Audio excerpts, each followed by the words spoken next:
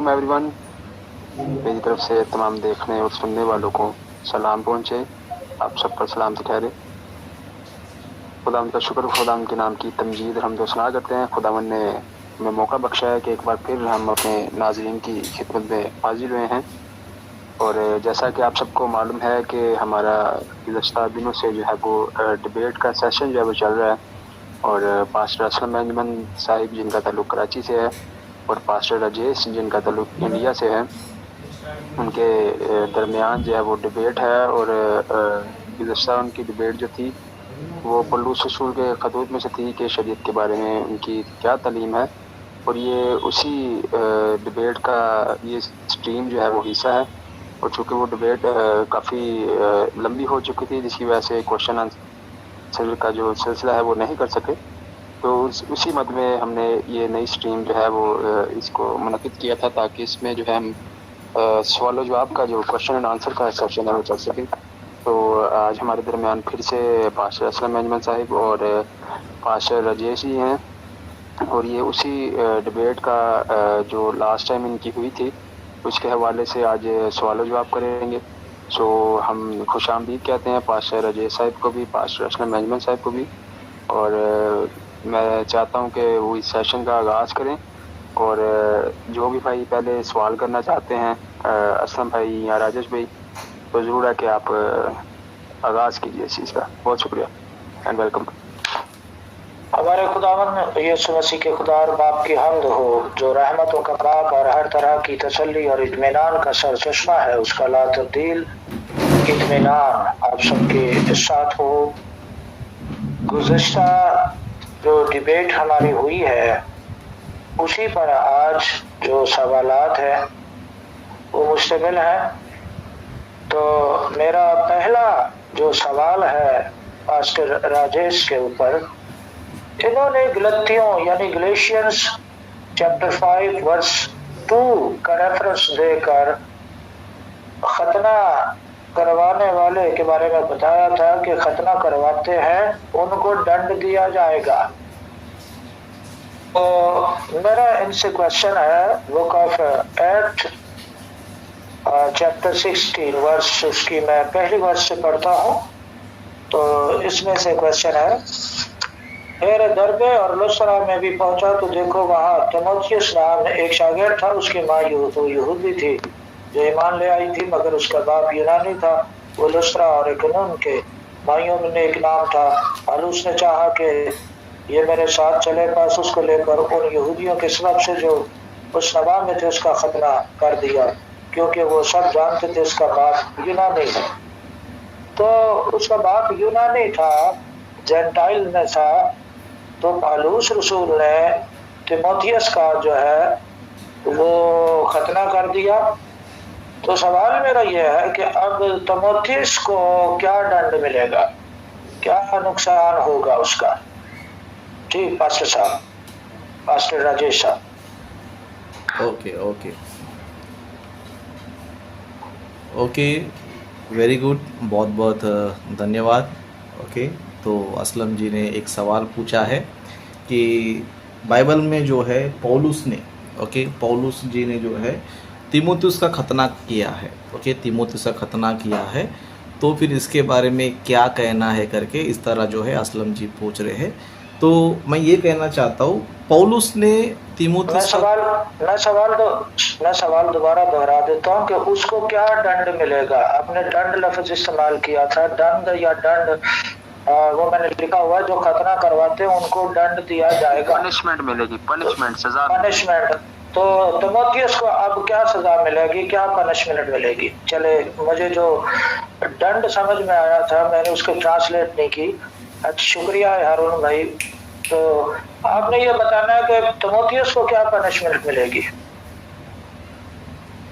Okay, तो असलम जी का सवाल ये है कि तीमुथियुस को क्या पनिशमेंट मिलना चाहिए, क्या दंड मिलना चाहिए करके इस तरह जो है असलम जी का सवाल है। और ये सवाल क्यों आया है, किस लिए आया बोलेगा तो, जैसे कि गैलेशियंस में हम देखेंगे तो पौलुस वहाँ पर कहते हैं, है ना, जो लोग जो है खतना करवाते हैं, है ना, जो ज़बरदस्ती खतना करवाते हैं, तो उनको जो है दंड मिलना चाहिए। ओके, दंड मिलना चाहिए। जैसे कि गैलेशियंस में चैप्टर 5 में वर्स 10 में, ओके, तो यहाँ पर लिखा है, मैं प्रभु पर तुम्हारे विषय में भरोसा रखता हूँ कि तुम्हारा कोई दूसरा विचार ना होगा, परंतु जो तुम्हें घबरा देता है वह कोई क्यों ना हो दंड पाएगा। ओके, दंड पाएगा करके यहाँ पर जो है पौलुस जी अपना चर्च को जो है लिख रहे हैं, और इसी क्वेश्चन को जो है असलम जी जो है पूछ रहे हैं। तो सबसे पहले मैं बताना चाहूँगा, गैलेशियन में जो कॉन्सेप्ट है या फिर गैलेशियन में जो उद्देश्य उनका जो जिस उद्देश्य से वो लिख रहे हैं, क्योंकि गैलेशियन में कुछ लोग आए थे। ओके, गैलेशियन चर्च में जो है कुछ लोग आए थे जो खतना को क्या कर रहे थे, प्रमोट कर रहे थे, खतना करना चाहिए करके बता रहे थे, क्योंकि वो लोग जो है अभी भी ओल्ड टेस्टामेंट को लेकर चल रहे थे, ओल्ड टेस्टामेंट की बातों को लेकर चल रहे थे, और उन्हीं चीज़ों को फोर्सली क्या करते थे, बताते थे कि तुम्हें खतना करना ही होगा, खतना करेंगे तो ही आप जो है निजात पाओगे करके, इस तरह जो है ना फोर्स वो लोग करते थे। तो पौलुस ने वहाँ पर इनको इसलिए बोला कि दंड मिलेगा या फिर दंड पाएंगे, क्योंकि जिसको खुदा ने एंड कर दिया है, जिस लॉ को खुदा ने ख़त्म कर दिया है, ये लोग जो है उसे वापस जो है ना लागू करने की कोशिश कर रहे हैं। ओके, तो यहाँ पर प्रॉब्लम ये थी, सबसे पहले आपको प्रॉब्लम समझना होगा कि वहाँ पर फर्स्ट सेंचुरी में प्रॉब्लम क्या चल रही थी। प्रॉब्लम ये चल रही थी क्योंकि पौलुस भी यहूदी थे, मतलब मसीह में आने से पहले वो भी यहूदी थे, और चेले भी यहूदी थे, और कई सारे लोग यहूदी थे।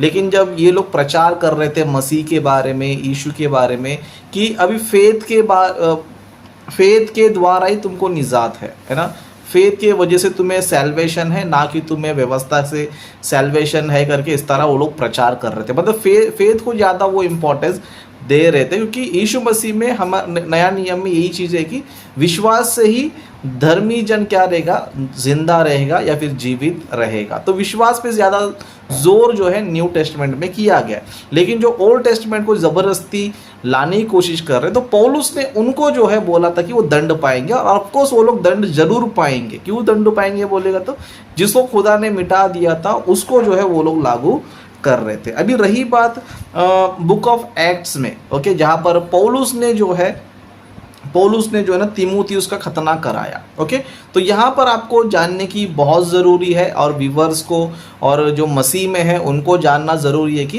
पौलुस ने यहाँ पर जो है लॉ को लेकर या फिर ओल्ड टेस्टामेंट को क्रिश्चियंस फॉलो करना चाहिए, ओल्ड टेस्टामेंट के जो रिचुअल्स है, खतना है, उसको फॉलो करना चाहिए, इस उद्देश्य से, है ना, इस उद्देश्य से वहाँ पर तीमुथियुस का खतना बिल्कुल भी नहीं किया है। ओके, इधर का जो हम पढ़ेंगे तो रीज़न अलग है। ओके, रीज़न अलग है, मतलब पौलुस ने जो है ये ऑर्डर है, गॉड कमांड है करके तीमुथियुस का जो है ना सर्कमसिजन नहीं किया है या फिर खतना नहीं किया है, लेकिन वहाँ पर क्या रीज़न है करके हम लोग उसी आयत में देखेंगे तो यहाँ पर हमें आंसर मिल जाता है 3 वचन में। ओके, 3 वर्स में हम पढ़ेंगे, 3 वर्स में हम पढ़ेंगे। यहाँ पर इस तरह लिखा है, पौलुस की इच्छा थी कि वह उसके साथ चले।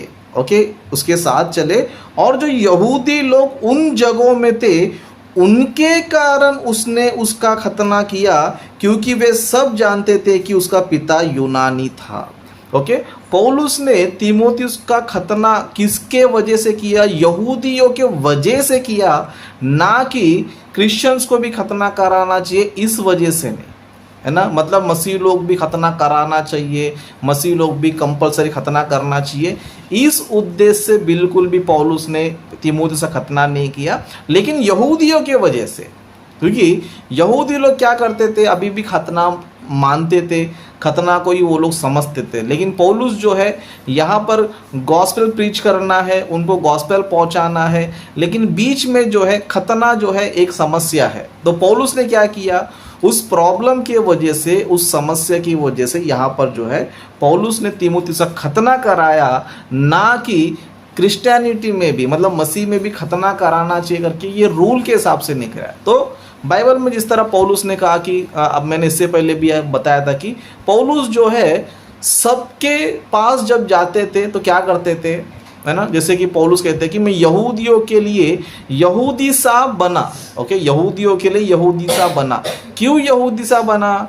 क्योंकि यहूदियों को क्या करना चाहिए, उनको मसीह में लाना चाहिए। इसके लिए पौलुस ने सम टाइम जो है जो ओल्ड टेस्टमेंट थे उनको क्या किया, मजबूरन फॉलो किया। सॉरी राजेश जी, मेरी बात सुनिए। आज आपने सवालों जवाब करने, टीचिंग नहीं देनी है। Okay. आप तो टीचिंग दे रहे हैं ना। देखिए 10 मिनट हो गए एक ही सवाल के ठीक है, ऊपर। ठीक है, ठीक है। ये फिर ठीक नहीं रहेगा, फिर मुझे टोकना पड़ेगा। अब आप एक और सवाल निकलता है। मैंने सिर्फ ये पूछा था कि तीमुथियुस को दंड क्या मिलेगा। आपने कहा यहूदियों की वजह से उसने खतना करवाया है। क्यों करवाया यहूदियों की वजह से? उसके पीछे वजह क्या है? क्या आज कोई वजह हो तो खतना करवा लेना चाहिए? क्यों करवाया यहूदियों की वजह से? आप सीधा सीधा इसका आंसर करें प्लीज, कि उसको दंड मिला या नहीं मिला। जी माफी चाहता हूँ इंटरप्ट करने के लिए। दूसरा, राजेश भाई आप ये एक्सप्लेन कर रहे हैं कि जो गलेशियंस की कलीसिया थी उसमें चंद लोग जो थे वो खतना करवाने पर मजबूर करे थे। तो वो जो सारा मैटर है वो चैप्टर 15 का है, एक्स चैप्टर 15 का है, उसमें आप पढ़ सकते हैं पहली आयत। और खतना यहूदियों की वजह से नहीं है। खतना तो खुदा का हुक्म है। इब्राहिम को खुदा ने हुक्म दिया है कि तेरी नस्ल का खतना हो। मुझे देखिएगा जी जी। जो गलेशियंस का मामला है ना सर, वो एक्स चैप्टर 15 में है कि बाद लोग आए, उन्होंने कहा जी खतना कराना जरूरी है, जिसको वो गलेशियंस के लेटर में प्रोसेसर टैकल कर रहे हैं, ठीक है। और उसके बाद चैप्टर 16 में उन्होंने खतना किया है तीमुथियुस का, ठीक है। और चैप्टर 16 में आया क्या पौलुस रसूल मसीही नहीं थे? क्या उन्होंने मसीह यीशु को कबूल नहीं किया था? अगर आप ये कहते हैं कि मसीह होने के बाइस जब वो खतना करवाना नहीं चाहिए, तो क्या पौलुस रसूल को वहां पर टीचिंग नहीं देनी चाहिए थी? बेशक उसका बाप यूनानी था या यहूदियों का डर था। आपको क्या लगता है कि पौलुस रसूल जो है वो डर की वजह से खिदमत करते थे, यहूदियों के डर से खिदमत करते थे? पौलुस रसूल डरपोक नहीं थे, डरपोक नहीं थे। उसकी और कारण है, खुदा का हुक्म है। खुदा का हुक्म इब्राहिम को दिया गया था।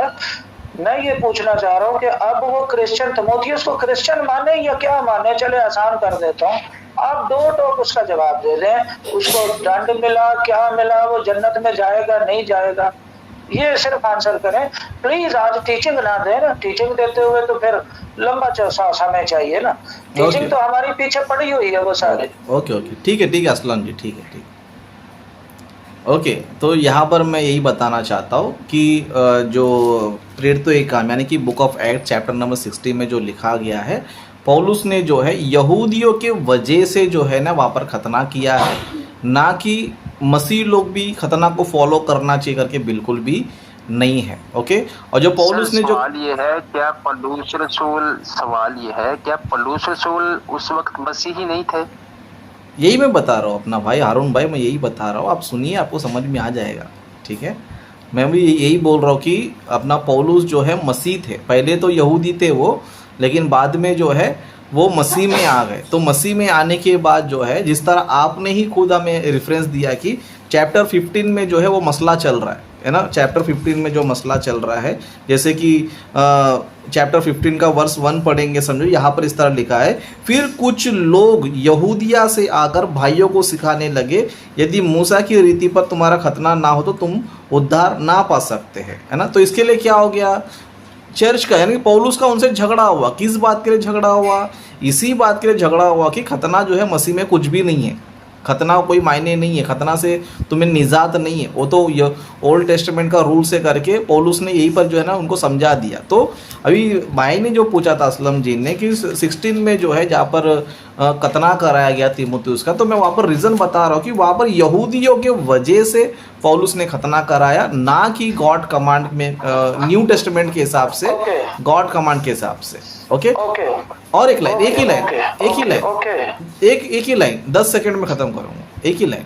और जो असलम जी ने जो गैलेशियंस के बारे में जो बताया था कि जो लोग इस तरह बोलते हैं खतना कराओ, उनको दंड मिलना चाहिए। ऑफकोर्स उनको जजमेंट के दिन जो है ना दंड मिलेगा। यस, मैं यहीं पर अपना एंड कर रहा हूँ। ओके जी, अच्छा अभी आप सवाल करेंगे मुझ पर या मैं आप पर और सवाल कर सकता हूँ? हाँ, आप और एक सवाल कीजिए, आप और एक सवाल कीजिए। प्लीज टीचिंग हमारी हो गई है पीछे, आप कोशिश करें कि टू द पॉइंट जो आंसर करें। तो आपने पिछली स्ट्रीम में कहा था कि जो बुक ऑफ एक्ट की चैप्टर नंबर 21 की वर्स नंबर 21 में पौलुस रसूल ने व्यवस्था को माना, कुर्बानियां चढ़ाई, सर मुंडवाया। वो आपने कहा था वो रियलिटी नहीं है, एक्टिंग थी। ठीक है, मतलब क्या आप ये कहना चाहते हैं कि पौलुस कोई ड्रामेबाज था, एक्टिंग करता था, धोखा देता था? अच्छा, जैसा पौलुस आपने उसका रेफरेंस ये दिया था, जैसा पौलुस यहूदियों के लिए यहूदी बना, तो ये एक्टिंग हो गई आपकी नजर में, रियलिटी नहीं है। तो जब वो यूनानियों के लिए यूनानी बनता है तो क्या वो रियलिटी है या वो भी एक्टिंग है, रियलिटी नहीं है? तो इसमें आपने मुआवजा करना है। वो जब आपने ये तो कह दिया कि यहूदियों के लिए यहूदी बनता है तो वो एक्टिंग है, वो रियलिटी नहीं है, ऐसे ड्रामेबाजी है। ठीक है, जब वो यूनानियों के लिए यूनानी बनता है तो क्या वो हकीकत है, सच्चाई है? इसमें आपने मुआवजा करना है, दोनों में कौन सा सच है, यहूदियों के लिए यहूदी बनना या यूनानियों के लिए यूनानी बनना? क्योंकि यहूदियों के लिए यहूदी बनना तो आपने बोल दिया था पिछली स्ट्रीम में कि वो रियलिटी नहीं है, मैंने लिख लिया था। तो जब वो यूनानियों के लिए यूनानी बनता था तो वो रियलिटी है, और अगर वो रियलिटी है तो उसको कैसे आप साबित करेंगे? कौन सी जगह पर जब वो यूनानियों के लिए यूनानी बना तो ये रियलिटी है? जी भाई।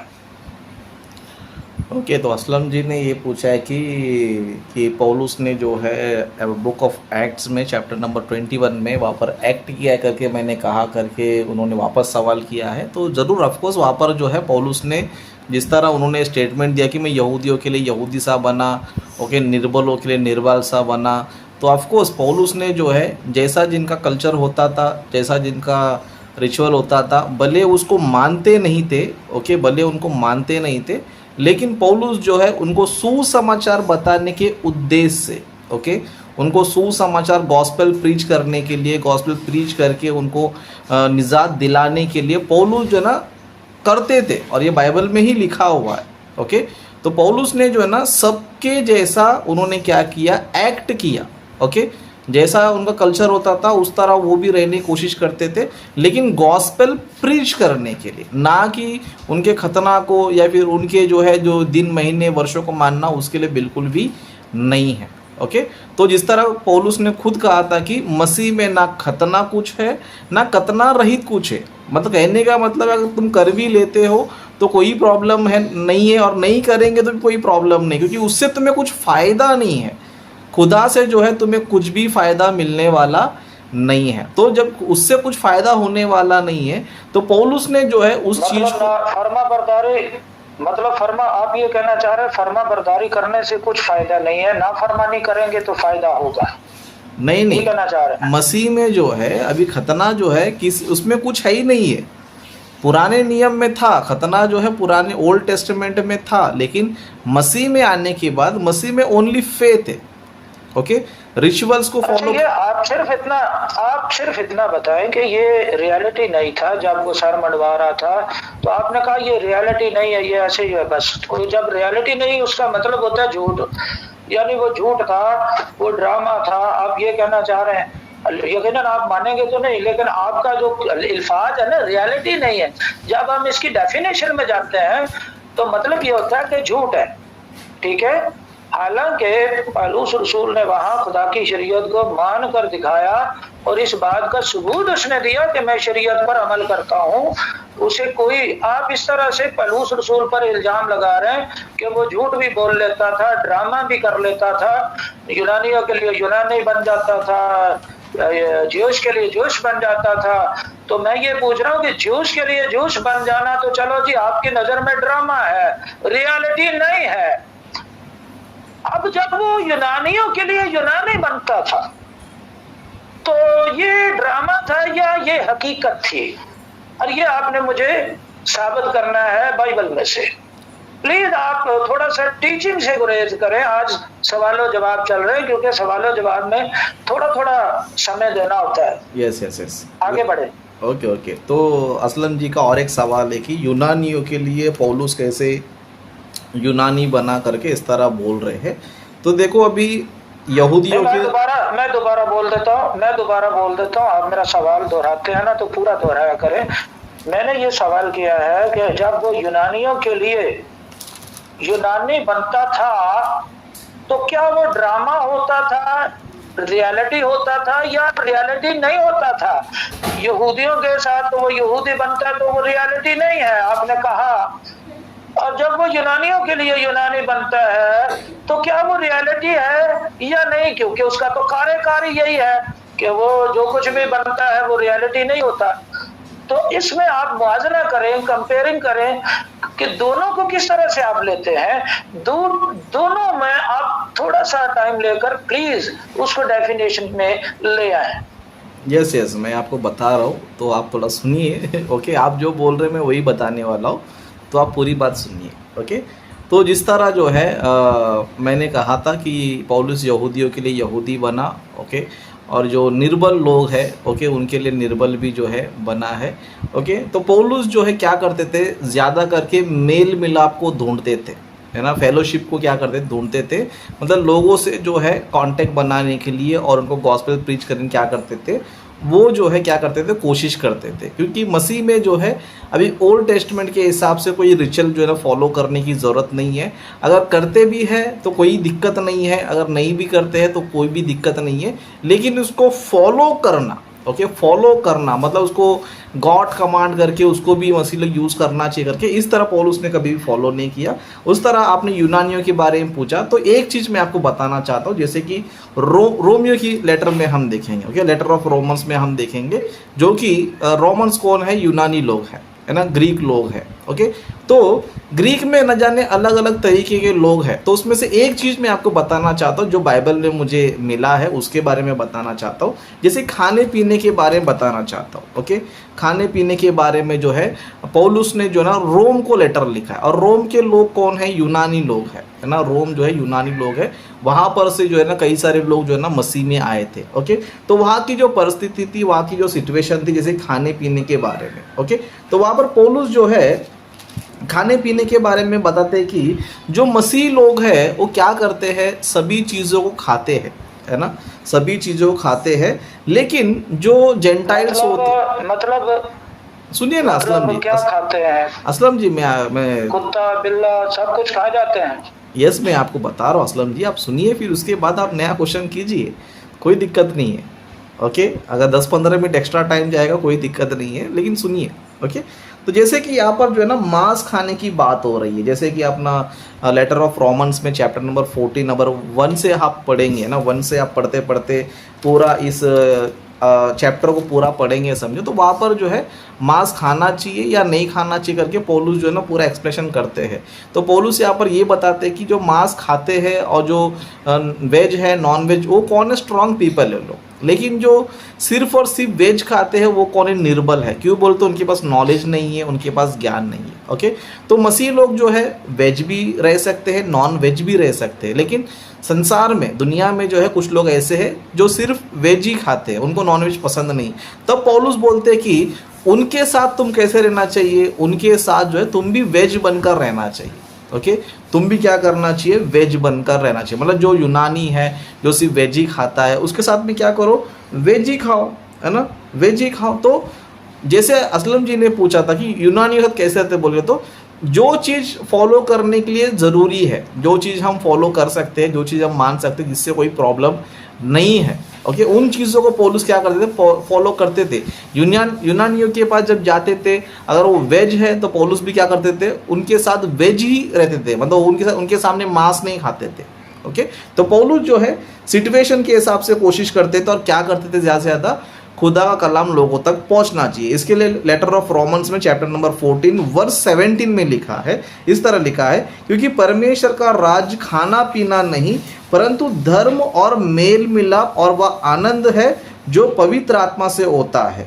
ओके, जो कोई इस रीति से, ओके, जो कोई इस रीति से मसीह की सेवा करता है वह परमेश्वर को भाता है और मनुष्य को ग्रहण योग्य ठहरता है। तो परमेश्वर को क्या भाता है, खुदा को क्या अच्छा लगता है कि तुम परिस्थितियों के हिसाब से चलो। अगर सामने वाला वेज है तो तुम भी वेज की तरह रहो, उनके सामने मांस मत खाओ, है ना। यूनानियों को यूनानियों की तरह रहो, यहूदियों के पास यहूदियों की तरह रहो, ताकि हम क्या कर सके। 2 लाइन बस, 1 ही मिनट में खत्म कर दूंगा, 1 ही मिनट। आपका आंसर आ गया मुझे, क्योंकि वक्त टाइम जा रहा है। आपने कहा सिर्फ 1 घंटा चलना है, तो बातें बहुत सी हैं, तो बस आपकी टीचिंग लंबी हो जाती है। ठीक है, आपका आंसर आ गया मुझे। मैं एक और सवाल करना चाह रहा हूँ आपका। ठीक है, बोलिए चलो, ठीक है। इसको अभी जो है ना मैंने सुन लिया है, और मुझे मजीद पता है आगे आपने क्या बोलना है। आपने पिछले सेशन में ये दावा किया था कि खुदा ने शरीयत बदल दी, और यिर्मयाह 31 बुक ऑफ जरमाया 31 का रेफरेंस दिया था ना आपने, याद है आपको? यस, याद है। ठीक है, मैं वो दोबारा पढ़ रहा हूँ और फिर मैं क्वेश्चन करूंगा आपसे। तो book of Jeremiah chapter 31 verse number 31। देख वो दिन आते हैं, खुदावंद फरमाता है, जब मैं इस्राएल के घराने और यहूदा के घराने के साथ नया अहद बांधूंगा, उस अहद के मुताबिक नहीं जो मैंने उनके बाप दादा से किया, जब मैंने उनकी दस्तगीरी की ताकि उनको मुल्क मिस्र से निकाल लाऊं, और इन्होंने मेरे उस अहद को तोड़ डाला। अगरचे मैं उनका मालिक था, खुदावंद फरमाता है, बल्कि ये वो अहद है जो मैं उन दिनों के बाद इस्राएल के घराने से बांधूंगा। खुदावंद फरमाता है, मैं अपनी शरीयत उनके बातन में रखूंगा और उनके दिल पर उसे लिखूंगा, और मैं उनका खुदा हूंगा और मेरे लोग होंगे। अच्छा, सबसे पहली बात तो ये है कि इसमें आपने पिछले सेशन में दावा किया था कि ये नया कवेनेंट जो है ये आपके साथ बांधा गया है, जेंटाइल के साथ बांधा गया है, ये नई शरीयत है। जबकि आपने गलत बयानी की। यहाँ पर जो नया कवेनेंट है वो इस्राएल के घराने और यहूदा के घराने के साथ बांधा गया है।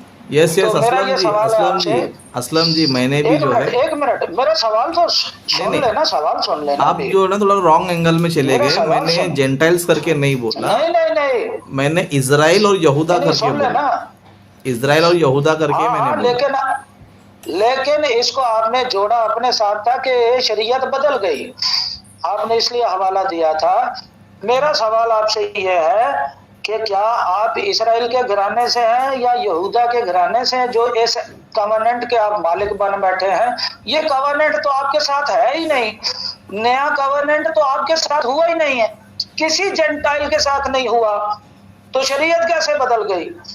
अब आपने साबित करना है कि आप जेंटाइल हैं या आप इस्राएल और यहूदा के घराने से हैं। अगरचे आप यहूदा और इस्राएल के घराने से हैं तो आप ये हवाला, ये रेफरेंस देने का हक रखते हैं, वरना भैया आपका पुराने नियम से तो कोई लेना देना नहीं।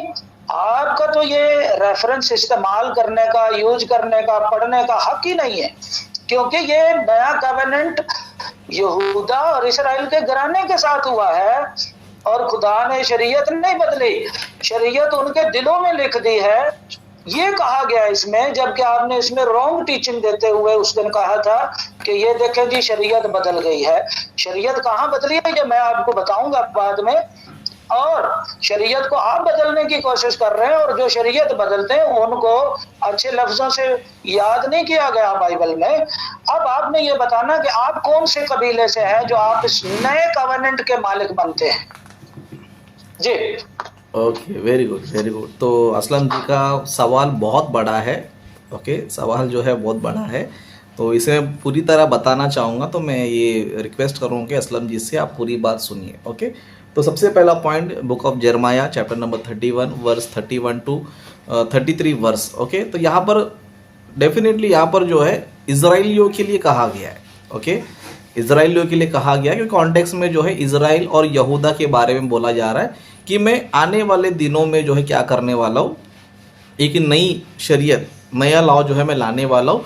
और वहीं पर ये भी लिखा है कि जो नया लॉ जो होगा वो पहले की तरह नहीं। सॉरी टू से नई शरीयत नहीं लिखा हुआ, नया कवेनेंट लिखा हुआ है। नई शरीयत नहीं, अपनी शरीयत लिखा हुआ है, नई शरीयत नहीं, ये गलत बयानी कर रहे हैं। ठीक है, शरीयत मतलब व्यवस्था मतलब एक ही होता है ना।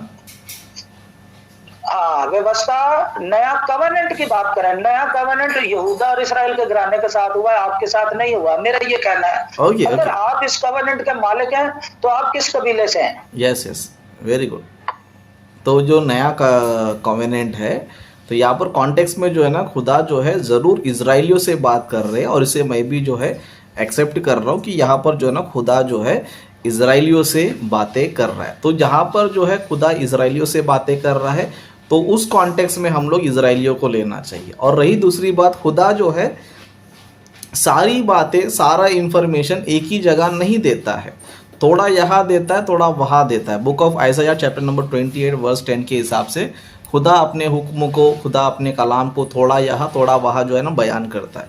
तो बुक ऑफ जरमाया में जहाँ पर लिखा गया है वो, राजेश बोलने दीजिए साहब, आपने जरमाया 31 को एक्सप्लेन करें ना, आप उधर चले जाते हैं, इधर चले जाते हैं। अभी आपने सवाल मुझ पे किया ना कि आप जो है इसमें आते ही नहीं करके आपने जो है बोला है, तो मैं आपको पहले ही बोला, स्टार्टिंग में पहले ही बोला कि आपका सवाल बहुत बड़ा है, तो मेरी पूरी बात आप सुनिए। इसके लिए पहले मैंने रिक्वेस्ट किया आपसे, क्योंकि आपका सवाल बड़ा था तो जवाब भी थोड़ा सा बड़ा आएगा। तो प्लीज़ आप सुनिए ताकि आपको भी कुछ मालूम पड़े, ऑडियंस को भी, जो व्यूवर्स है उनको भी कुछ सीखने मिले।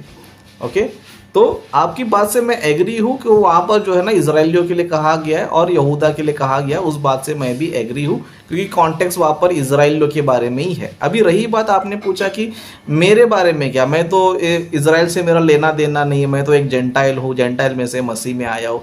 ओके, तो मेरे लिए खुदा ने जो है अलग किताब में, यानी कि अलग किताब में खुदा ने क्या किया, मेरे बारे में भी लिखा है, मतलब जेंटाइल्स के बारे में भी लिखा है कि यीशु मसीह हमारे लिए क्या करने वाले। ओके, बुक ऑफ जरमाया जो लिखा गया है वो ऑफकोर्स वो इजराइलियों के लिए कहा गया। अभी जेंटाइल्स के लिए जहाँ कहा गया वहाँ पर मैं आपको रेफरेंस दूंगा जहाँ पर मुझे लागू करना पड़ता, जैसे कि gospel of look. Okay, gospel of Luke chapter number 2 versus, उसका वर्स हम 31-32 से हम लोग जो है पढ़ेंगे। यहाँ पर इस तरह लिखा है, जिसे तूने सब देशों के लोगों के सामने तैयार किया है। किसको?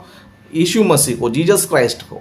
ओके, खुदा ने जो है सब देशों के सामने, सब देश, कौन सा रेफरेंस, कौन सा दोबारा बताइएगा? Luke, gospel of Luke chapter number 2 verse 31-32। Okay, verse 31-32। Okay, तो यहाँ पर इस तरह लिखा है। ओके, तो यहाँ पर इस तरह लिखा है, जिसे तूने सब लोगों के सामने तैयार किया है कि वह अन्य जातियों को प्रकाश देने के लिए ज्योति और तेरे निज लोग इजराइल की महिमा हो। ओके, तो यहाँ पर इजराइलियों के बारे में बताया जा रहा है, जेंटाइल्स लोग के बारे में बताया गया। मतलब यीशु मसीह इजराइल्स के लिए भी जन्म लिया है और जेंटाइल्स के लिए भी। लेकिन यहाँ ये तो नहीं बताया गया, यहाँ प्लीज सुनिए, यहाँ ये नहीं बताया गया कि शरीयत और लॉ बदल जाएगी। यहाँ तो रोशनी प्रकाश की बात हो रही है। हम यीशु के सबब से जेंटाइल लोग यीशु के पास आए, खुदा के पास आए, ठीक हो गया। लेकिन यहाँ शरीयत बदलने की बात तो नहीं है, कवर्नेंट की बात तो नहीं है। आपने तो कवर्नेंट की बात की थी, शरीयत की बात की थी। तो प्लीज उसमें रहिए कि कवर्नेंट आपके साथ कैसे हो गया। ये तो प्रकाश है, सब पर आएगा, ठीक है, मैं एक्सेप्ट करता हूँ। प्रकाश की बात नहीं हो रही, कवर्नेंट की बात हो रही, शरीयत की बात हो रही कि 2 शरीयत आपने कहा था, शरीयत बदल गई। ये रहा रेफरेंस जरमाया 31-31। तो वहीं से मैं आपके सामने क्वेश्चन रख रहा हूं कि वो इस्राएल और यहूदा के घराने से कवर्नेंट है। नया कवर्नेंट जो है वो किसी भी जेंटाइल के साथ नहीं है, तो वो आपके साथ कैसे बन गया? आप कैसे नई व्यवस्था के मालिक बन गए? व्यवस्था तो वही है, जगह बदली है, दिलों पर लिख दी गई है। तो ये हवाला उसके साथ मैच नहीं करता, कोई और हवाला दीजिए। ये तो मैं समझ गया, ओके हो गया। आपने कवर्नेंट की बात करनी है, लॉ की बात करनी है, व्यवस्था की बात करनी है जी। Okay Aslam ji, okay, very good. आप नए नए सवाल को लेकर आते हैं और भी बात बढ़ी जाती है। सबसे पहले मैं वो क्लियर करना चाहता हूँ, सबसे पहले खुदा ने जो है जो अपनी कवर्नेंट थी इजराइलियों के साथ बांध दी थी। ओके, इस बात को आप भी जानते हैं, मैं भी जानता हूँ, मैं भी मानता हूँ, आप भी मानते हैं। ओके, तो जब इजराइलियों के साथ कवेनेंट जो खुदा ने बांधा है तो उनके साथ ही खुदा क्या करेगा? चेंज करेगा। क्योंकि हमसे जेंटाइल से, जैसे कि आप भी जेंटाइल हैं, मैं भी जेंटाइल हूँ, हम भी अन्य जातियों में से खुदा को हमने जाना है। ओके, तो खुदा ने हमसे तो वाचा नहीं बांधा है, तो इसीलिए हमसे तो ये बात बोलेगा नहीं, क्योंकि जिससे वाचा बांधा है उससे बोलेगा। तो जो न्यू कवेनेंट की बात है, खुदा जो है किससे करेगा? इजराइलियों से करेगा। क्यों इजराइल से करेगा? क्योंकि ओल्ड जो कवेनेंट है, खुदा ने जो है इजराइल से बात करेगा। तो कवेनेंट से हमारा लेना देना नहीं है, यही बात मैं आपको समझाना चाहता हूँ। कवेनेंट से हमारा लेना देना नहीं है, लेकिन यीशु मसीह आने के बाद, ओके, जीसस क्राइस्ट आने के बाद उन्होंने जब भी नई शरीयत, नया लॉ जो उन्होंने लागू किया, तो उसमें क्या हो गए? हम लोग आ गए। ओके, हम लोग आ गए। तो जो पहली जो कवेनेंट थी उससे मेरा और आपका लेना देना ही नहीं है। ओके, आपकी बात से मैं एग्री कर रहा हूँ, क्योंकि वो इजराइल से बांधा गया है, तो खुदा जो है वो मसले को उनसे निपटाएगा, हमसे नहीं निपटाएगा। ओके, सबसे पहला पॉइंट आपका क्लियर हो गया। और फिर आपने कहा कि हमारा क्या लेना देना है? हमारा कवेनेंट से कुछ लेना देना नहीं है ना, ओल्ड टेस्टामेंट से हमारा कुछ लेना देना नहीं है, क्योंकि खुदा ने वो हमको दिया ही नहीं, तो इजराइलियों को दिया था और इजराइल से वो खत्म कर दिया। तो खुदा ने अभी हमारे लिए क्या किया है? यीशु मसीह को भेजकर यीशु मसीह के द्वारा हमें नया कवेनेंट दिया है। हमसे यीशु मसीह ने क्या किया है? वाचा बांधा। जैसे कि जन्म के समय में ही लिखा है कि वह अन्य जातियों को प्रकाश देने के लिए ज्योति। प्रकाश का मतलब क्या होता है? वर्ड ऑफ गॉड, क्योंकि परमेश्वर का वचन भी प्रकाश है, दीपक है। ओके, तो परमेश्वर हमसे क्या कर रहे? खुदा हमसे क्या कर रहे? प्रकाश बांध रहे। जैसे कि यीशु मसीह जन्म लेते समय उनका जन्म हमारे लिए भी हुआ है और इजराइलियों के लिए भी हुआ है। उसी तरह यीशु मसीह ने, ओके, जीसस क्राइस्ट ने जब अपनी सेवा पूरी किया, उनका मिनिस्ट्री को जब पूरा किया, जब वो जा रहे थे, तो जाते जाते उन्होंने क्या किया? जाते जाते ये बताया कि मैंने जो तुमको सिखाया है, जो मैंने तुम्हें जो कमांडमेंट्स दिया है, मैंने जो तुमको अब तक बताया, तुम क्या करना चाहिए? वो सभी को बताना चाहिए, सभी को जो है बताना चाहिए। जैसे कि हम देख सकते हैं गॉस्पेल ऑफ मैथ्यूज में, ओके, गॉस्पेल ऑफ मैथ्यू, उसका चैप्टर नंबर 28 वर्स हम लोग 19 हम पढ़ेंगे। तो यहाँ पर इस तरह लिखा है, इसीलिए तुम जाओ, ओके, तुम जाओ, सब जाति के लोगों को चेले बनाओ। सब जाति के लोग यानी कि उसमें इजरायली भी आ गए, उसमें इंडियंस भी आ गए, पाकिस्तानी भी आ गए, अमेरिका, अफ्रीका, चाइना, जितने भी सारे देश के लोग हैं, सभी लोग आ गए। तो यीशु मसीह ने क्या किया? सब लोगों के पास जाओ, सभी जाति लोग के पास जाओ और क्या करो? उन्हें चेले बनाओ। और क्या करो? और उन्हें पिता, पुत्र, पवित्र आत्मा के नाम से बपतिस्मा दो और उन्हें सब बातें जो मैंने तुम्हें आज्ञा दी मानना सिखाओ। ओके, तो हम जो है ना यीशु मसीह से जुड़े हुए हैं। हम ओल्ड टेस्टामेंट से, ओल्ड कवेनेंट से हम लोग नहीं जुड़े हुए, उनसे हमारा लेना देना ही नहीं है। हमें जो है, हम जेंटाइल्स लोग जो मसीह में आए हैं, हमारा लेना देना जो है यीशु मसीह से है, क्योंकि उन्होंने हमारे साथ नई वाचा हमसे बांधा है। ओके, नई वाचा जो है ना हमसे बांधा। राजेश जी, टाइम आपका यस यस, अभी आपने चूंकि मेरा एंड हो गया, रखना है, तो अभी मेरा एंड हो गया, 37 मिनट हो गए हैं, मेरा एंड हो गया। अभी आप बात कीजिए। मैं ये चाह रहा हूँ कि हाँ जी, तो सवालों जवाब में आप कीजिए सवाल मुझ पर, तो या मैं इन्हीं सवालों पर अपनी राय दे दूं, क्या करना है? ओके, मैं आपसे जो है अब एक सवाल करता हूँ। ओके, मैं आपसे एक सवाल करता हूँ। जैसे कि बाइबल में, ओके, लेटर ऑफ कोलिशंस में, ओके, लेटर ऑफ कोलिशंस में जो है खुदा जो है चर्च को जो है कुछ बातें बता रहे हैं। ओके, आप लोग जो है उसे ओपन कर सकते हैं। मेरा जो है सवाल जो है असलम जी से है, लेटर ऑफ कोलिशंस में, चैप्टर यस यस, मैं निकाल रहा हूँ। Okay okay, chapter 2, okay, chapter 2, उसका वर्स हम लोग जो है 14 से हम पढ़ेंगे, 14 to 17 तक पढ़ेंगे। Letter of Colossians chapter number 2 verse 14 to 17। Okay, तो यहाँ पर जो है इस तरह लिखा है, और विधियों का वह लेख जो हमारे नाम पर और हमारे विरोध में था मिटा डाला। ओके, असलम जी, मैं पूछूं सवाल? एक मिनट, मुझे देखना है, एक मिनट। चैप्टर 2 बताया आपने? Yes, chapter 2 verse 14 to 17। 14 to 17। Okay, तो यहाँ पर जो है इस तरह लिखा है कि यीशु मसीह ने क्या किया। ओके, यीशु मसीह ने जो है हम लोगों के साथ जो इजरायली जो लोग थे और हम लोग जेंटाइल लोग। तो हमारे साथ यीशु मसीह ने एक कार्य किया है, एक वर्क जो है ना यीशु मसीह ने किया है। ओके, तो यहाँ पर इस तरह लिखा है, और विधियों का वह लेख जो हमारे नाम पर और हमारे विरोध में था मिटा डाला और उसे क्रूस पर कीलों से जड़कर सामने से हटा दिया। ओके, विधियों का लेख यानी कि ओल्ड टेस्टमेंट के बारे में यहाँ पर बात हो रही है। ओके, क्योंकि ओल्ड टेस्टमेंट में कुछ रिचुअल्स थे, है ना, कुछ रिचुअल्स थिंग्स थे। तो वहाँ पर यीशु मसीह ने क्या कर दिया, उसको जो है क्या कर दिया, हटा दिया, उसको हटा दिया, विधियों का जो लेख था उसको हटा दिया। और क्या लिखा है, और उसने प्रधानताओं और अधिकारों को ऊपर से उतारकर उनका खुल्लम खुल्ला तमाशा बनाया और क्रूस के द्वारा उन पर जय जयकार की ध्वनि सुनाई। इसलिए ओके, यहाँ पर 16 पॉइंट में हमारा पॉइंट है, इस 16 में जो लिखा गया है उसमें मेरा क्वेश्चन आपके लिए है। ओके, इसीलिए किस लिए, इसलिए यानी कि जो विधियों का जो लेख था यीशु मसीह ने क्या कर दिया, मिटा डाला, मतलब ख़त्म कर दिया, उसको मिटा दिया यानी कि रफ कर दिया उसको।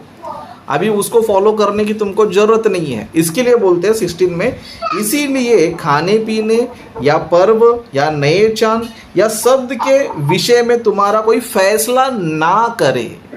ओके, फैसला ना करे मतलब सब बात के बारे में कोई मैटर हो तो फैसला नहीं होना चाहिए। उस तरह कोई पर्व, कोई फेस्टिवल हो कि तुम मान रहे हो नहीं मान रहे में, उससे में कोई फैसला नहीं करना चाहिए। खाने पीने के बारे में, नए चांद के बारे में, मतलब ओल्ड टेस्टमेंट का कोई भी रिचुअल्स थिंग्स है, ओके, उसके बारे में कोई जज ही नहीं करना चाहिए कि ये फॉलो कर रहा है या नहीं कर रहा है।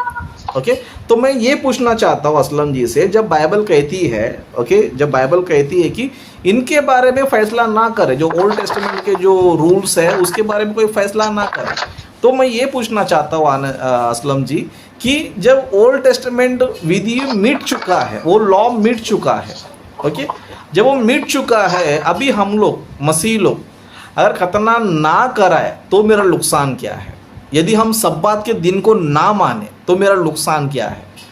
ओके, ये मत बोलो कि फ़ायदा क्या है, ये मत बताइए। अगर मैं नहीं मानता हूँ, मैं खतना नहीं करता हूँ, मैं फेस्टिवल्स को नहीं मानता हूँ, मैं दिन महीनों को नहीं मानता हूँ, मैं खतना नहीं मनाता हूँ, तो बाइबल तो कहती है उसको जज ना करे, फैसला ना करे। तब मैं आपसे पूछना चाहता हूँ, जब बाइबल कहती है कि जज नहीं करना चाहिए, तो फिर आप क्यों कहते हैं कि जज करना चाहिए? इसके बारे में आप बताइए। ओके जी, मैं बोलूँ अभी? Yes yes, thank you. सबसे पहली बात तो ये जो आपकी है कोलेशियंस चैप्टर 2 और 15, 14, 15, 16, ये बिल्कुल सिरे से ही रॉन्ग है, गलत है, क्योंकि यहाँ पर व्यवस्था के बारे में लिखा ही नहीं गया। क्या समझते हैं आप असलम जी, पुराने, एक मिनट अब मुझे बोलने दें, प्लीज बोलने दें, मेरा अपना अंदाज है, मैंने आपको टाइम दिया 42 मिनट, आप बोले हैं, बोलिए बोलिए, अभी मुझे बोलने दें। मैं आपके रेफरेंस से सबको पूछता हूँ, क्या समझते हैं आप कि जब यीशु मसीह सलीब पर थे तो उस पर पुराना नियम, पुरानी किताबें कीलों से ठोकी जा रही थी, जैसे बुक ऑफ जेनेसिस कीलों से ठोक दी, बुक ऑफ एक्सोडस कीलों से ठोक दी, deuteronomy कीलों से ठोक दी, क्या ये समझते हैं आप? No, this is wrong way. अब सुनिए, यहाँ जब आप यूनानी जुबान में पढ़ते हैं, यूनानी में, यूनानी लैंग्वेज में, ग्रीक लैंग्वेज में अनोमिया लफ्ज लिखा हुआ है, हिब्रू में तोरा, हम उर्दू वाले शरीयत कहते हैं, आप हिंदू वाले व्यवस्था कहते हैं। लेकिन हमें देखना है ग्रीक में से,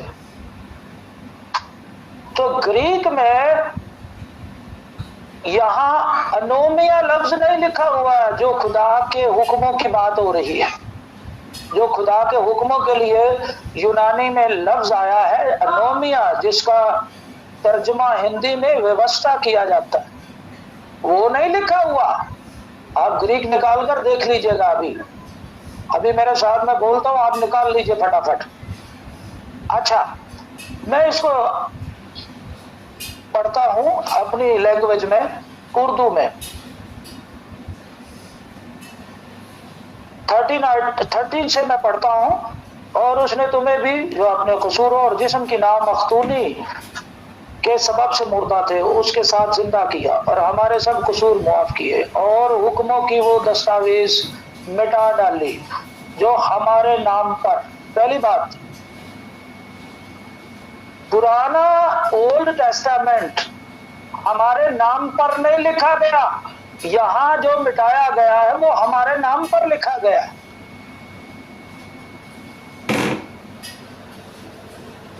मेरी बात को सुनते जाइएगा, फिर पता चलेगा मैं यीशु को मानता हूं कि नहीं मानता। मैं यीशु को, ये है धर्म प्रकाश जी, आपसे ज्यादा यीशु को मानता हूं और जानता हूं। अब सलीब के ऊपर ओल्ड टेस्टामेंट को नहीं मिटाया गया,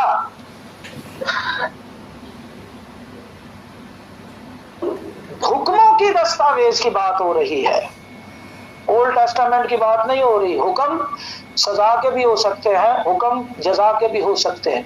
हुक्म सजा के भी हैं, हुक्म खुदा के भी हैं। खुदा के लिए, खुदा के हुक्मों के लिए लफ्ज अनोमिया है और सजा के हुक्मों के लिए लफ्ज डॉगमा यहाँ लिखा हुआ है। यूनानी में अभी निकाल कर देख लो, डॉगमा। डॉगमा का मतलब है चार्जेस, सजा के हुक्म। सजा के हुक्म मिटे हैं, खुदा के हुक्म नहीं मिट सकते। यीशु मसीह ने खुद book of Matthew chapter 5 verse 7 में कहा, ये ना समझो कि मैं शरीयत और अंबिया की किताबों को मनसूख करने नहीं बल्कि पूरा करने आया। उनको तो ये कहना चाहिए था, बस टेंशन नहीं लेनी, मैं इसको सलीब से खत्म कर दूंगा, ऊपर कीलों से जड़ दूंगा, मैं खत्म कर दूंगा, तुम लोग टेंशन नहीं लो। ऐसा तो कुछ नहीं कहा यीशु ने। असलम जी, एक मिनट यहाँ पर मैं रोकना चाहूँगा आपको, 1 मिनट ज़रा। ओके, अभी आपने जो बताया कि गॉड्स कमांड को रद्द नहीं किया गया है, लेकिन जो है डॉगमा को ख़त्म किया गया है। ओके, तो मैंने भी आपको जो है ना, इससे पहले शायद मैंने आपको बताया था, जो लॉ है उसमें 3 कैटेगरीज है, जिसमें मॉरल लॉ बोला जाता है। बाद में अभी मैं जवाब दे रहा हूँ, आप टीचिंग ना दो, मैं पढ़ा रहा हूँ। नहीं, आप बोलिए, आप जवाब दीजिए, आप जवाब दीजिए। जवाब दे रहा हूँ ना, नहीं आप जवाब दीजिए। तो मैं बताऊंगा ना। नहीं, मैं आपको फिर रहे हो अपनी बात से। नहीं, मैं फिर नहीं रहा हूँ, आपको और एक इन्फॉर्मेशन देना चाहता हूँ, और एक इन्फॉर्मेशन। रुके सिर्फ एक 15 सेकेंड, 15 सेकेंड में आपको बोलने दो, 15 सेकेंड दो, 15 सेकेंड सिर्फ। ओके, मैं आपको ये बताना चाहता हूँ, यीशु मसीह ने जो है सलीब पर जो है सिविल लॉ को रद्द किया है, उस तरह सेरेमोनियल लॉ को जो ना रद्द किया है। ओके, मॉरल लॉ को रद्द नहीं किया है। ओके, और यहाँ पर जो कोलिशंस में लिखा गया है सब्बात के बारे में, नए चांद के बारे में, ओके, तो यहाँ पर सेरेमोनियल लॉ है, मॉरल लॉ नहीं है। ओके, अभी सेरेमोनियल लॉ जो है एंड हो चुका है करके, सेरेमोनियल लॉ जो है एंड हो चुका है बताया। प्लीज मुझे अपने सवाल को देने दें, आगे बढ़ने दें मुझे, और अच्छी तरह से आप जवाब दो असलम जी, और भी अच्छी तरह से जवाब दो, क्योंकि आपको मेरा सवाल में ये पहला नहीं है, मेरा पहला नहीं है, रोज का है मेरा। सुनिए तो सही, मुझे पता है आप क्या कहना चाह रहे हैं, मुझे पता है। तो मैंने आपको पूछा है, सब बात नहीं मानेगा तो मुझे नुकसान क्या? पहली बात तो ये है कि मैं आपकी वो करेक्शन कर रहा हूँ जो आपने गलत बयानी की है, कोलेशियंस को बयान करके कि यहाँ पर ओल्ड टेस्टामेंट को खत्म कर दिया गया, तो सिरे से ये गलत है। यहाँ तो लफ्ज अनोमिया लिखा ही नहीं गया, यहाँ तो लिखा है डॉगमा। यस, ये सब एक ही डॉगमा है, चार्जेस, यहाँ चार्जेस है। चार्जेस का मतलब है सजा के जो चार्जेस लगी हैं हम पर, हमारे गुनाहों का कफारा हुआ तो हमारे गुनाह माफ हुए, हमें सजा के हुक्म से छुड़ाया है, खुदा के हुक्मों से नहीं। और सब्र, ईदें, नया चांद, ये सब खुदा के हुक्म हैं। आबार की नहीं, मेरा सवाल अलग है असलम जी, आप जवाब कुछ और दे रहे। मेरा सवाल अलग है, आप जवाब दूसरा ही दे रहे। मेरा सवाल ये है कि अब मैं खतना नहीं कर रहा था, मैं सब बात को नहीं मानता, तो मुझे दंड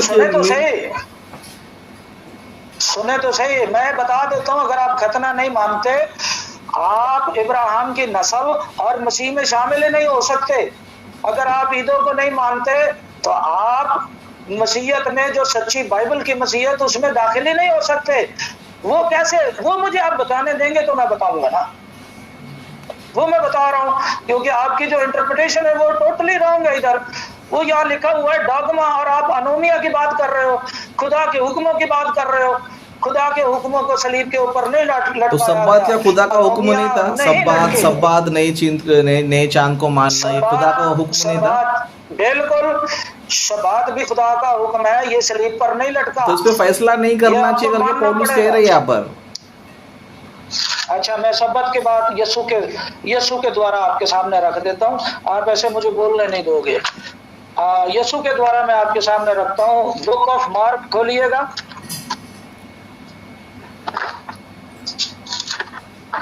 यीशु मसीह के समय में व्यवस्था रनिंग में था ब्रदर। भाई किसी जगह पर टिकोगे कि नहीं टिकोगे आप? रनिंग में तो आज भी यीशु आज भी है या नहीं है? यीशु मसीह, मैं लॉ की बात कर रहा हूँ। यीशु मसीह यीशु आज है, यीशु है आज है या नहीं है?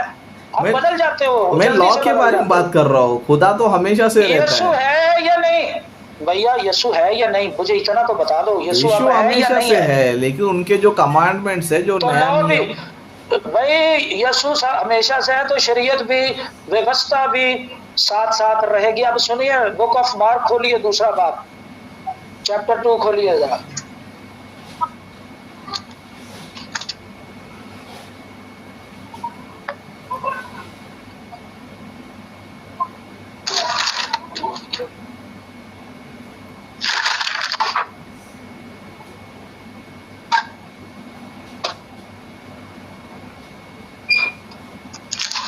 मेरा सवाल चेंज हो रहा है। मैं शब्द की बात करूंगा, आप मुझे वो नहीं करने दोगे। व्यवस्था की बात करूंगा, आप मुझे वो नहीं करने दोगे। तो असलम जी, आप मेरे सवाल का जवाब ये दो सीधा सीधा कि मैं सब्बात को नहीं मानता हूँ, मैं खतना को नहीं मानता, और बाइबल कहती है कि मैं बताता हूँ भाई, आप जहन्नम में जाओगे। सीधा सीधा मैं साफ बता रहा हूँ ना। उसका फैसला ही नहीं होना चाहिए, उसका फैसला ही नहीं है करके बाइबल बता रही है। कोई फैसला ना करे। फैसला आपके ट्रांसलेशन में फैसला लिखा हुआ है, मेरे ट्रांसलेशन में इल्जाम लिखा हुआ है। वही जो सब्बात नहीं कर रहा है। मैं बताता हूँ। अब सुनिए, मैं यीशु की बात तो पढ़ लेने दीजिए ना। यीशु की बात तो पढ़ लेने दीजिए। आपका मनपसंद क्वेश्चन का आंसर तो मैं नहीं दूंगा ना। बहस किस बात की है? आप चाह रहे हो जो आपको पसंद आए, वीवर्स को पसंद आए, वो मैं जवाब दूंगा? ऐसा तो मैं कभी नहीं दूंगा। मैं तो अपने ईमान के हिसाब से बाइबल में से देखूंगा। बाइबल को मानता हूँ मैं सिस्टम को थोड़ी मानता हूँ। ये देखें, मरकज की बुक ऑफ मार्क निकालिएगा जरा, चैप्टर 2। ये मेरा सवाल नहीं है असलम जी, ये मेरा सवाल नहीं है। अब आपने शबात की बात की है तो मैं शबात की बात बता रहा हूँ। यीशु मसीह ने क्या कहा है? कौन सा वर्स है? वर्स कौन सा है? Verse number 27। और उसने उनसे कहा, सब्बत आदमी के लिए बना है, आदमी सब्बत के लिए। बस ये तो ओल्ड टेस्टामेंट की घटना को यीशु मसीह बता रहे। ये थोड़ी यीशु मसीह थोड़ी अभी कमांड दे रहे कि सब बात को मानो। वो तो ओल्ड टेस्टामेंट की बात कर रहे हैं। कोई घटना आप कॉन्टेक्स्ट छोड़ के आप कॉन्टेक्स्ट को छोड़ के बात कर रहे हैं। आप खुदा के कलाम को घटना कह रहे हैं।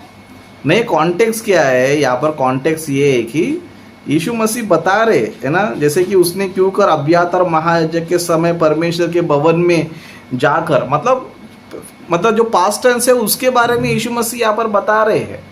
ओके, पास्ट टेंस में, क्योंकि वो ओल्ड टेस्टामेंट को फॉलो करते थे, सब बात को फॉलो करते थे, तो उस इवेंट को यीशु मसीह यहाँ पर बता रहे, ना कि यीशु मसीह यहाँ पर कमांड दे रहे कि तुमको जो है सब्बात का दिन मानना चाहिए। कमांड नहीं दे रहे, वहाँ पर ओल्ड टेस्टामेंट में जो घटना है उसके बारे में बता रहे।